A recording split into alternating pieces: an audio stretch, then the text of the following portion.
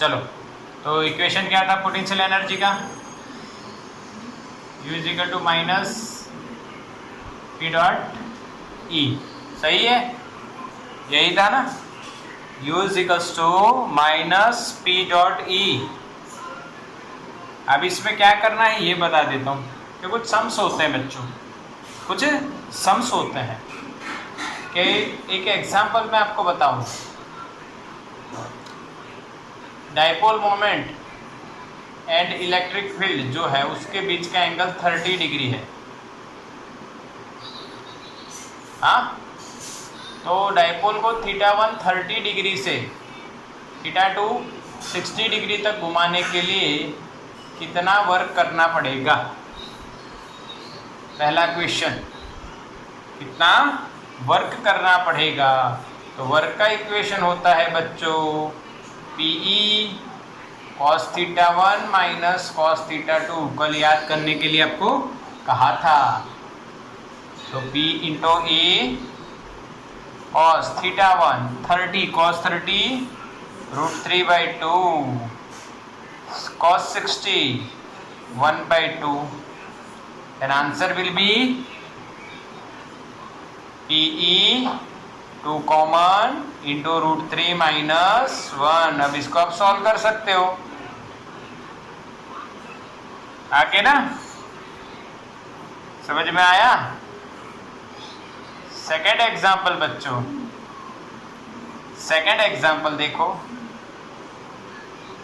Second example क्या है कि भाई θ1 0 डिग्री है और θ2 90 डिग्री है, तो चेंज इन पोटेंशियल एनर्जी कितना होगा?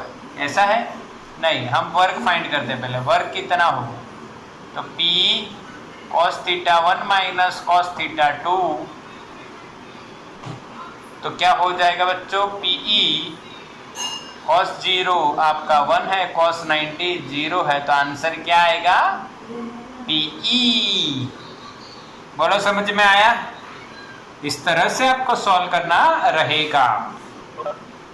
फिर एक और थियरी देखी थी, उसके बेसिस पे एग्जाम्पल करते हैं। What is the work? Find work to rotate the dipole from stable equilibrium to unstable equilibrium. ऐसा दिया हो बच्चों, स्टेबल इक्विलिब्रियम से अनस्टेबल इक्विलिब्रियम अगर आपको दिया हो तो क्या करोगे? तो एंगल सोचोगे, स्टेबल इक्विलिब्रियम का एंगल क्या है? तो स्टेबल इक्विलिब्रियम यानी पोटेंशियल एनर्जी जो होगी P cos थीटा वो माइनस PI यानी cos 0, यानी θ1 इज 0। समझ में आया?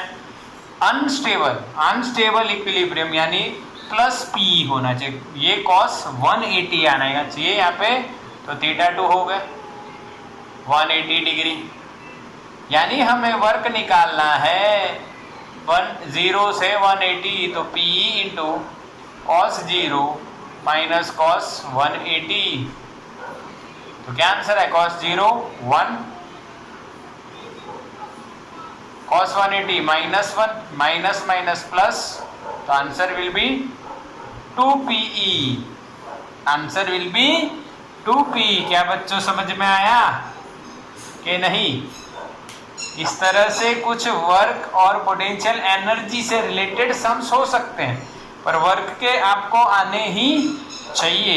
कई बार नीट का एक सम है कि भाई आप इतने से इतना रोटेट कर रहे हो, तो वर्क जो करना पड़ा पहले इतना है, फिर कुछ एंगल पे लेके गए तो वर्क करना पड़ा 3 टाइम्स 3W, तो वो कुछ वैल्यूज दे देंगे वर्क की और कुछ PE थीटा आपको फाइंड करने का बोलेंगे। समझ में आया? बिल्कुल क्लियर, समझ लो। अच्छा बात, एग्जाम्पल है, अच्छी बात है। स्क्रीनशॉट ले लो बच्चों। क्या ले लीजिए? स्क्रीनशॉट।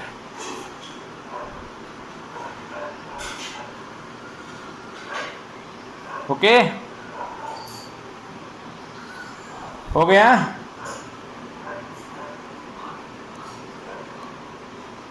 चलो, हो गया। डन।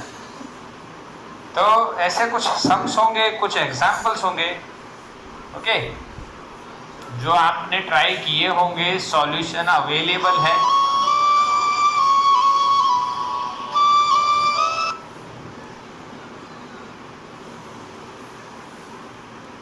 ओके, सुनाई दे रहा है बच्चों?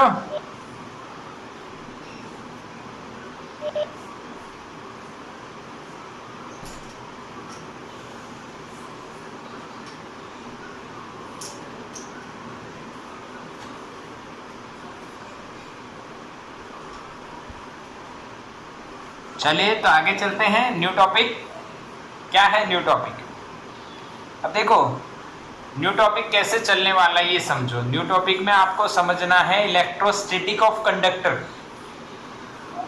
According to the NCERT. Electrostatic के बाद आपको पोलराइजेशन एंड डाइइलेक्ट्रिक पढ़ना है, बट वो हम कैपेसिटर के बाद देखेंगे। ये मेरा मानना है कि वो कैपेसिटर के बाद देखते हैं, थोड़ा सा समझ में भी आए और काम भी लगे। अभी हम देखेंगे आज का जो टॉपिक रहेगा सिर्फ ये इलेक्ट्रोस्टैटिक्स ऑफ कंडक्टर्स। इसमें कुछ पॉइंट्स होंगे बच्चों, वो पॉइंट्स हम सीखते जाएंगे, समझते जाएंगे, ओके। यानी प्रॉपर्टी हो गई एक टाइप की। क्या हो गई? प्रॉपर्टी। किसकी प्रॉपर्टी हो गई बेटा? इलेक्ट्रोस्टैटिक्स ऑफ कंडक्टर्स, यानी कंडक्टर्स के बारे में आप इलेक्ट्रोस्टैटिक में किस तरह से उसका क्या क्या प्रॉपर्टी होगा, वो कैसे बिहेव करेगा, वो देखेंगे। तो सबसे पहले हम जो बात कर रहे हैं इलेक्ट्रिक फील्ड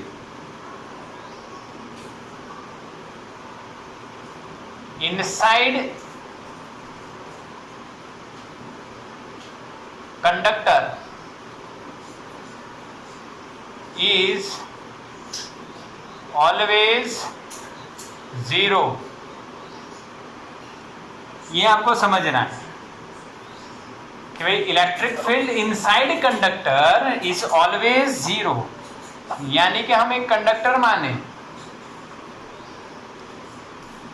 ओके, ये कंडक्टर है। अब इस कंडक्टर पे अगर हमने चार्ज रखे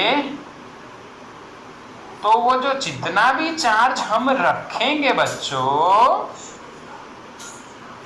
वो जो चार्ज रखा गया है, charge remains on the surface of conductor. Charge remains on the surface of the conductor, अंदर नहीं घुसेगा, सरफेस पे ही रहेगा। This is the basic fundamental property of the conductor. We can call it property of the conductor. भाई conductor में free electrons होते हैं, उसी तरह से अगर आपने एक्सटर्नली कोई चार्ज रखा तो अंदर नहीं घुसेगा। अब अंदर भाई चार्ज जीरो है, अंदर चार्ज जीरो है, तो भाई इलेक्ट्रिक फील्ड क्या होगी? जीरो होगी। अंदर कौन जीरो है? चार्ज। अच्छा, चार्ज जीरो तो अंदर सिग्मा भी क्या होगा या रो भी क्या होगा? जीरो होगा। ठीक है। ऐसे केस में अगर ये स्फेरिकल शेल मान लो और रेडियस आर है, शेल नहीं, हम मान लेते स्फीयर, तो इसका जो सरफेस डेंसिटी है वो sigma is equal to Q upon 4πr² लिखा जाता है। ये क्या है बेटा? स्पीयर मानते हैं। मान लो कोई भी एक एग्जांपल स्पीयर है, तो भी स्पीयर पे रो नहीं आएगी, वॉल्यूम डेंसिटी नहीं आएगी। कौन सी डेंसिटी आएगी? सरफेस डेंसिटी ही आएगी। कौन सी डेंसिटी आएगी बेटा? Surface density. इसको बोलेंगे हम सरफेस चार्ज डेंसिटी, यानी चार्ज अपॉन एरिया। यहाँ पे ये आर हटा देते हैं, चाहे कोई भी शेप हो, शेल नहीं, स्पीयर नहीं, चाहे कोई भी शेप हो, इसका यही रहेगा। समझ में आया? देखो बच्चा, स्क्रीनशॉट लो इसका।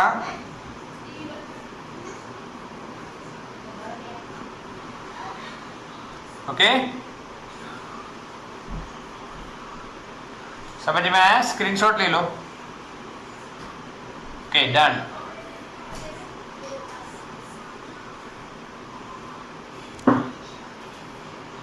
सेकेंड पॉइंट यह रहेगा, second point, at the surface, कहीं पे भी सरफेस पे आप जाइए, electric field is perpendicular to the surface. ये इसका बच्चों सेकंड पॉइंट है। आप ये समझिए, ये आप समझिए किस तरह से परपेंडिकुलर का कंसेप्ट हम समझेंगे। ओके, तो इधर देखिए, आपको समझना ये है कि भाई यहाँ पे अगर हमने ये सरफेस माना तो इलेक्ट्रिक फील्ड जो है वो एक छोटे से डीएल कंपोनेंट के हमेशा परपेंडिकुलर रहेगी, 90 रहेगी। If E is not perpendicular, ये समझना है। अगर ई बच्चों परपेंडिकुलर नहीं है, वैसे तो पॉइंट का नाम क्या है, ध्यान से पढ़ो समझो, electric field is perpendicular to the surface at any point, यानी सरफेस का कोई भी पॉइंट ले लीजिए आप, तो इलेक्ट्रिक फील्ड सरफेस को हमेशा परपेंडिकुलर रहेगी।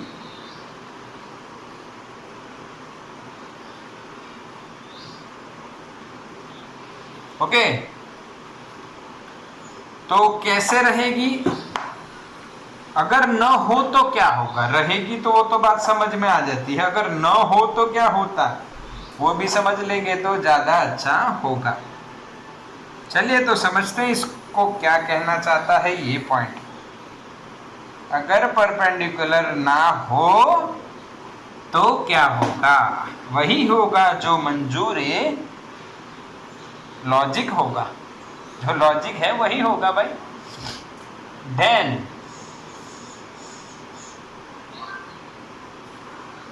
Distribution of charge is not stable. इसका मतलब क्या है कि भाई चार्ज का जो डिस्ट्रीब्यूशन है, चार्ज का जो डिस्ट्रीब्यूशन है वो स्टेबल नहीं होगा। क्यों, समझते हैं बच्चों? ओके, समझ सुनाई दे रहा है ना, अब आएगा। ओके, तो देखो इलेक्ट्रिक फील्ड क्या लगाएगी ये समझो, फोर्स क्या होगा, कोई चार्ज हम ले उसमें फोर्स क्या होगा, Q इंटू ई। समझ में आया, क्या होगा, Q इंटू ई। समझ में आया, Q इंटू ई होगा। अगर ये फोर्स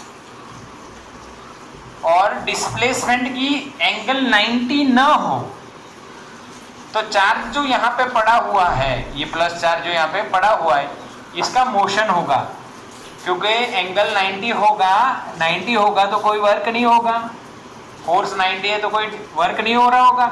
पर अगर वो यहाँ पे 90 ना हो और कुछ फोर्स लग रहा हो इन the direction of the displacement, तो चार्ज मूव होगा और डिस्ट्रीब्यूशन है वो स्टेबल नहीं होगा।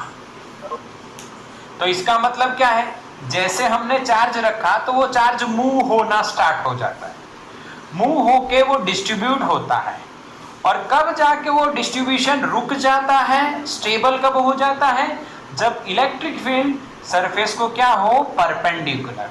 अगर इलेक्ट्रिक फील्ड सरफेस को परपेंडिकुलर ना हो, थोड़ी बहुत भी ऐसे हो, तो इसका इधर कंपोनेंट मिलेगा और इसको मूव करवाएगा। कब तक मूव करवाएगा, जब तक 90 सेट ना हो जाए तब तक। बोलो समझ में आया, क्लियर बच्चों? तो ये स्क्रीनशॉट आप ले सकते हैं बच्चों, क्लियर? तो ये स्क्रीनशॉट आप ले लीजिए।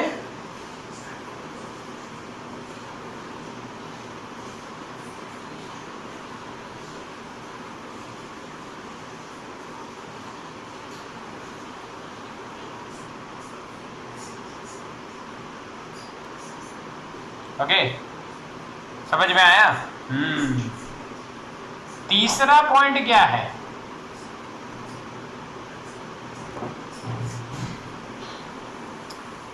भाई interior part of conductor has no excess charge in static condition, situation और condition. स्टेटिक सिचुएशन हो, डिस्ट्रीब्यूशन हो रहा है, स्टेटिक सिचुएशन आई और स्टेटिक सिचुएशन आई तो उसके बाद अंदर कोई भी चार्ज और कोई भी फील्ड होती नहीं है। ये तो हमने पहले भी पढ़ा हुआ है, ठीक है? तो ये भी आप वही बात है, इसका स्क्रीनशॉट ले लो, कोई दिक्कत नहीं आएगी।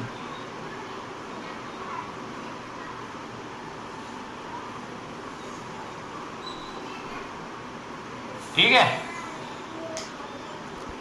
ओके। फोर्थ पॉइंट क्या बनेगा? फोर्थ पॉइंट ये बनेगा बच्चों इसमें कि भाई जो इलेक्ट्रोस्टैटिक पोटेंशियल है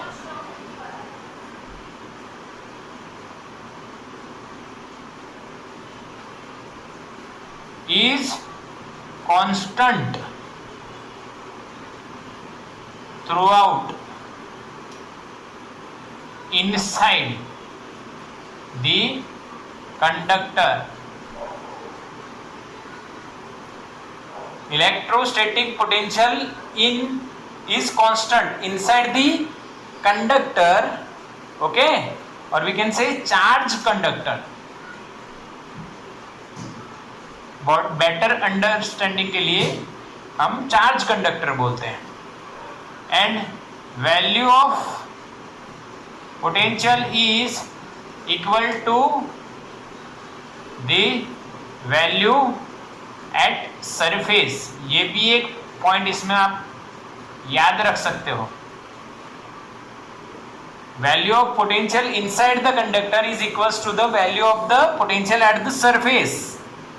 कैसे समझेंगे? आइए, ये कंडक्टर ले लीजिए बच्चों, इस पे आपने चार्ज डाल दिया है। क्या डाल दिया बच्चों? चार्ज डाल दिया है।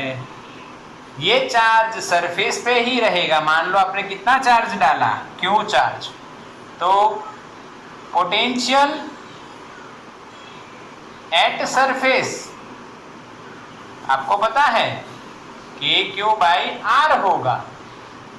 आउटसाइड का भी आपको पता है के क्यू अपॉन स्मॉल आर होगा। अब इनसाइड कोई चार्ज नहीं है तो कोई फील्ड नहीं होगी, और फील्ड नहीं है तो कोई वर्क भी नहीं होगा। Inside after stable situation inside work is zero. किसी चार्ज को आपको मूव करवाना है तो वर्क जीरो होगा। वर्क का इक्वेशन सिंपल भाषा में लिखे तो क्यू डेल्टा वी जीरो हो जाएगा। अब क्यू डेल्टा वी जीरो हो गया, इसका मतलब डेल्टा वी जीरो है, इसका मतलब वी कैसा है? कांस्टेंट। और कितना होगा वो? सरफेस जितना, के क्यू बाई आर। इसको फील भी करवाया था मैंने पहले के लेक्चरों में। पोटेंशियल यानी इनफाइनाइट से लाने में, यहाँ पे फील्ड इधर है भाई आउटसाइड, तो फील्ड के अपोज में सरफेस तक लाने में हमें वर्क करना पड़ेगा। जो पोटेंशियल कितना होगा? के क्यू बाई आर सरफेस में। फिर अंदर कोई वर्क नहीं करना पड़ेगा, तो अंदर जो यहाँ पे पोटेंशियल था वही रहेगा, कोई पोटेंशियल चेंज होगा नहीं। ये मैंने पहले के लेक्चर में आपको फील करवाया हुआ है, तो ये बात याद रखनी है। Electrostatic potential is constant inside the conductor. Okay, चलिए, तो ये एक और पॉइंट हो गया। इसका भी आप क्या बना लीजिए? स्क्रीनशॉट बना लीजिए।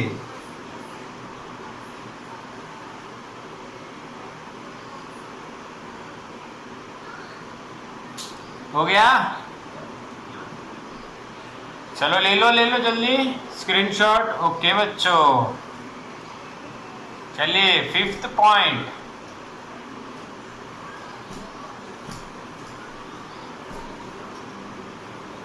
अब हमने कहा, हमने पोटेंशियल जान लिया बच्चों। क्या जान लिया? पोटेंशियल। क्या जाना बच्चों? पोटेंशियल।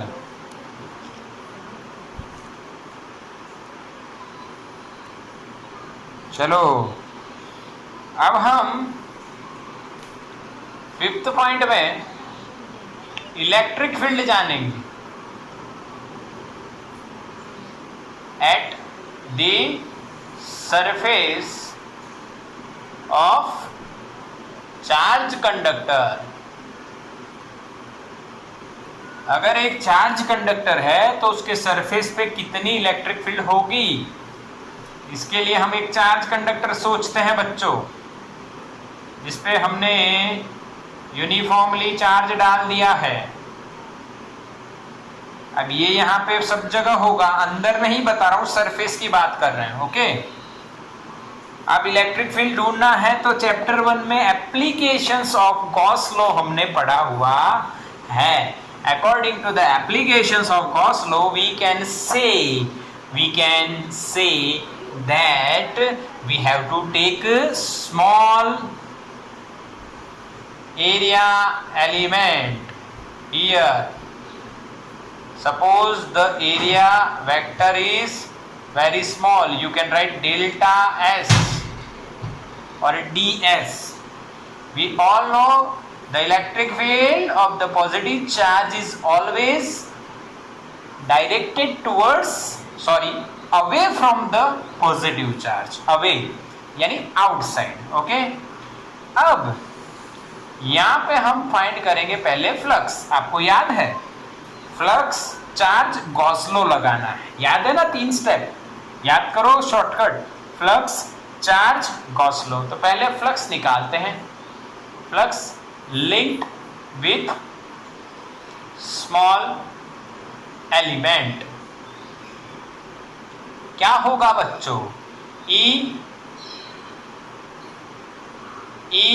डॉट डेल्टा S, यानी कि E डेल्टा S cos 0, दोनों सेम डायरेक्शन, cos 0 यानी 1।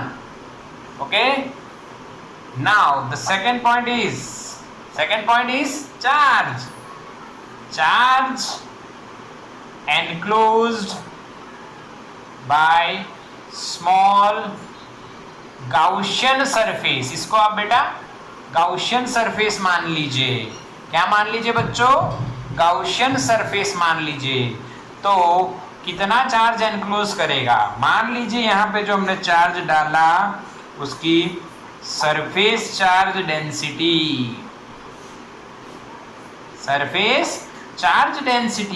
कितनी है? सिग्मा है। तो यहाँ पे हम क्या लिखेंगे? सिग्मा इंटू एरिया, और एरिया छोटा कितना है? Delta S। इतना जो एरिया है ये वाला बच्चों, यही एरिया चार्ज एनक्लोज करेगा। यहाँ पे चार्ज डिस्ट्रीब्यूटेड है, उस पर आपने इतना एरिया लिया तो जितना एरिया उतना ही चार्ज आएगा, जितना एरिया उतना ही चार्ज आएगा। तो ये नाउ हम क्या लगाएंगे? According to Gauss law, flux is equals to charge upon epsilon naught. Flux कितना है बच्चों? E डॉट डेल्टा S, और चार्ज कितना है? Sigma delta S upon epsilon 0। Delta S cut, E is equal to sigma upon epsilon 0। आया समझ में? यह याद रखना है आपको कि what is the electric field at the surface of the charge conductor, and the surface charge density of the conductor is sigma। अब आपको पता है वेक्टर फॉर्म लिखना जरूरी है। We all know this point that electric field is a vector quantity, और vector लिखना जरूरी रहेगा। यहाँ पे आप जब तीर बनाओगे तो इलेक्ट्रिक फील्ड का आप इक्वेशन लिखोगे सिग्मा अपॉन एप्सिलॉन 0। बट आपको पता है कि इस पॉइंट पे फील्ड परपेंडिकुलर रहेगी, इस पॉइंट पे भी परपेंडिकुलर, इस पॉइंट पे भी परपेंडिकुलर, इस पॉइंट पे भी, हर पॉइंट पे परपेंडिकुलर रहेगी। तो हम क्या लिखेंगे इधर, एन कैरेट, क्या लिखेंगे, एन कैरेट। एन कैरेट क्या है, unit vector perpendicular to surface, unit vector in the direction of perpendicular to the surface. पक्का बच्चों? तो दिमाग में बिठा लो कि इलेक्ट्रिक फील्ड का इक्वेशन फॉर द कंडक्टर क्या होता है, sigma upon epsilon zero. Chapter number 1 में देखा था, इनफाइनाइट शीट, बहुत बड़ा इनफाइनाइट प्लेन, उसका होता है sigma upon 2, sigma upon 2 epsilon zero. इसका होगा एक नीचे सिर्फ एक एप्सिलॉन, उसमें 2 एप्सिलॉन, इसमें एक। चलिए स्क्रीनशॉट ले लीजिए बच्चों, स्क्रीनशॉट ले लीजिए बच्चों इसका। 5th point, 5th point, done done done. चलिए हो गया। अब बात करते हैं last point of the electrostatic. What is the electrostatic of the conductor, इसमें क्या क्या होता है, वह पॉइंट है ये। द लास्ट पॉइंट जिसका नाम है बच्चों इलेक्ट्रोस्टैटिक शील्डिंग। शील्ड तो नाम सुना होगा ना, मार्वल की मूवी देखी होगी तो शील्ड तो नाम सुना होगा बच्चों। तो अब इलेक्ट्रोस्टैटिक शील्डिंग यहाँ पे कैसे है, क्या है, आइए समझते हैं बच्चों। कि हम लोग एक कंडक्टर मान लेते हैं और उस कंडक्टर पे हमने चार्ज रख दिया है, ठीक है। इसकी डेंसिटी कितनी है भाई, सिग्मा है। अब हमने एक अंदर कैविटी मानी बेटा, क्या बनाई हमने, कैविटी। हाँ, क्या आपके मसूड़ों में दर्द है, क्या आपके दांतों में कैविटी है। कैविटी का मतलब बेटा एक छोटा सा होल, एक छोटी सी जगह।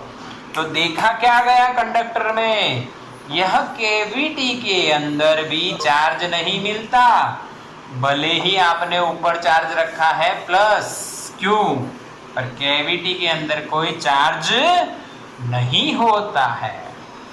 अगर कैविटी के अंदर चार्ज नहीं है तो फील्ड भी जीरो हो जाएगी, और फील्ड भी जीरो हो गई तो पोटेंशियल कांस्टेंट हो जाएगा। कितना हो जाएगा, सरफेस जितना। क्या हो जाएगा, सरफेस जितना। यानी आप इस टॉपिक में क्या सीख रहे हो कि अगर कंडक्टर के अंदर एक होल हो, छोटी सी कैविटी हो, छोटी सी जगह हो, तो उसमें कुछ चार्ज या डेंसिटी के कुछ चांसेस हैं, तो कोई चांस नहीं, चार्ज जीरो, फील्ड जीरो, पर पोटेंशियल इनसाइड कांस्टेंट रहेगा। पक्का? ओके, तो ये आपको आ गया समझ में। अब इसमें इलेक्ट्रोस्टैटिक शील्डिंग की बात क्या हुई, तो मैं आपको मार्वल की मूवी का जो एग्जाम्पल है उसके तौर पे हम समझते हैं। मान लीजिए हमने एक गाड़ी ली बेटा,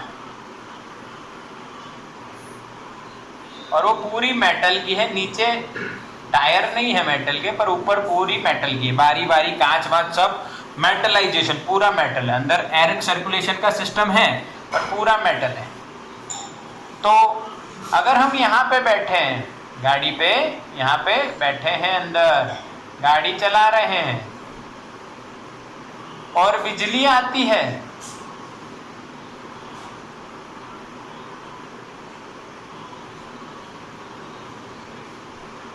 ठीक है। अब बिजली पता है आपको चार्ज लेके आती है, इलेक्ट्रॉन नेगेटिव चार्ज। वो अगर गाड़ी पे पड़े बहुत पावरफुल होती है, बट हमारी पूरी गाड़ी किसकी है, कंडक्टर की है, मेटल की है, पूरी गाड़ी बंद है और मेटल की है, सपोज करना है बंद है और मेटल की है, तो क्या वो इस तरह का हो गया? तो यहाँ पे चार्ज जीरो, क्या हो जाएगा? चार्ज जीरो, अंदर कोई फील्ड आएगी नहीं, वो जो चार्ज रहेगा वो कहाँ रह जाएगा? सरफेस पे। और फिर उसको अगर अर्थ के कांटेक्ट मिला, अगर अर्थ की जगह मिली तो अर्थ में चला जाएगा। समझ में आया? इसीलिए इसको क्या बोला गया? Shielding, electrostatic shielding. This behaves as an shield, charge को अंदर आने दिया नहीं। तो बच्चों क्या समझ में आ गया आपको? 6 पॉइंट पढ़े हम लोग। कितने पॉइंट पढ़े बच्चों? 6 पॉइंट। छठा पॉइंट है इलेक्ट्रोस्टैटिक शील्डिंग। बोलो कोई डाउट किसी को? समझ में आया? ओके, अब एक आपको बात बतानी है, ठीक है? इसकी स्क्रीनशॉट की कोई जरूरत नहीं है, चलेगा। अगर कंडक्टर को मान लीजिए इलेक्ट्रिक फील्ड है, भाइयों क्या है ये भाइयों? इलेक्ट्रिक फील्ड है। अब इस इलेक्ट्रिक फील्ड में हम एक कंडक्टर रख देते हैं ऐसे शेप का,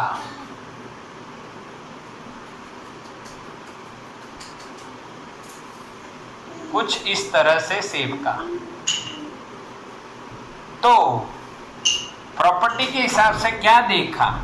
ये फील्ड लाइन आपको काट देनी पड़ेगी, हटा देनी पड़ेगी, क्योंकि ये कंडक्टर है भाई, ठीक है?